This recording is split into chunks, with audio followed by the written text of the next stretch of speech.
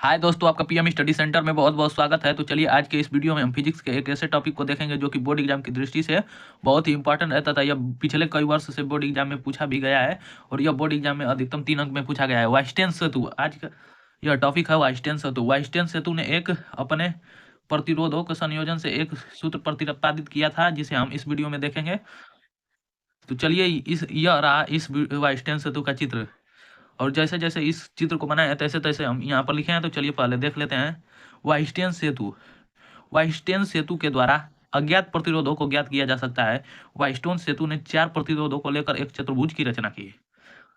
वाइस्टेन सेतु ने 4 प्रतिरोधों को लेकर एक चतुर्भुज की रचना की जिसके एक विकर्ण से एक सेल ई तथा एक कुंजी K1 को जोड़ा गया है तथा दूसरे विकर्ण से एक धारामापी G तथा एक कुंजी K2 को जोड़ दिया गया है।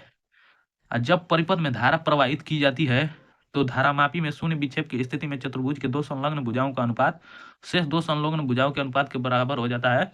यही वाइस्टेन सेतु ने सूत्र को प्रतिपादित किया था।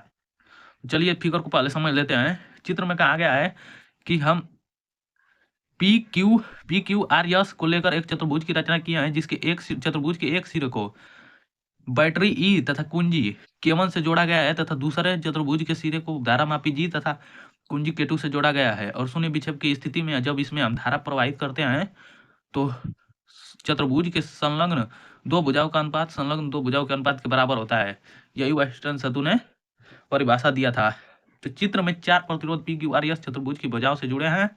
यह हो गया। तो अब बंद पास ए बी डी ए में हम चलेंगे। ए बी डी ए में इस वाले भाग में हम चलेंगे। तो इस किरचॉफ के द्वितीय नियम पर आधारित है। तो इसमें संगत प्रतिरोध तथा धारा का गुणा होता है। तो हमारा हो जाएगा I1 P minus I2 Q equal to 0। Kirchhoff के द्वितीय नियम से संगत धारा तथा प्रतिरोध का गुणनफल, क्योंकि दोस्तों यहाँ से हमारी बैटरी से धारा आई जा रही है तो यहाँ संधि है तो यहाँ पर धारा हमारा I1 इधर चला जाएगा बढ़कर, इधर आ जाएगा धारा हमारा I2। तो प्रतिरोध P में हमारा धारा I1 का गुणा होगा जबकि प्रतिरोध Q में I2 का गुणा होगा।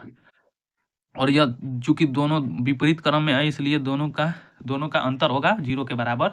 तो इससे हम I1 P equal to I2 Q, तो इससे हम P अपन Q निकालेंगे तो हमारा हो जाएगा I2 अपन I1। इसे हम समीकरण 1 मान लेंगे। इसी प्रकार हम बंद पास BCAB में चलेंगे तो हमारा हो जाएगा बंद पास BCAB में BCAB में इसी प्रकार इसमें I1 R हो जाएगा माइनस I2 S हो जाएगा। तो I1 R minus I2 S equal to 0 के बराबर हो जाएगा। तो इसमें भी I1 R equal to I2 yes.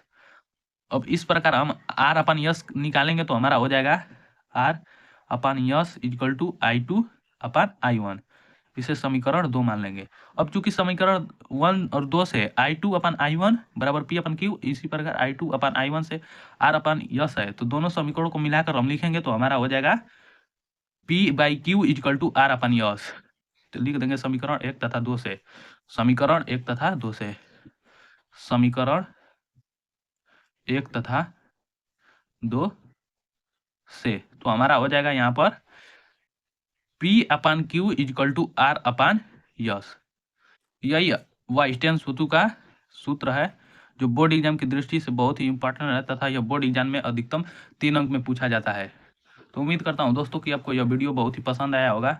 यदि वीडियो पसंद आया होगा तो इसे ज़्यादा से ज़्यादा लाइक शेयर और चैनल को सब्सक्राइब करना ना भूलें।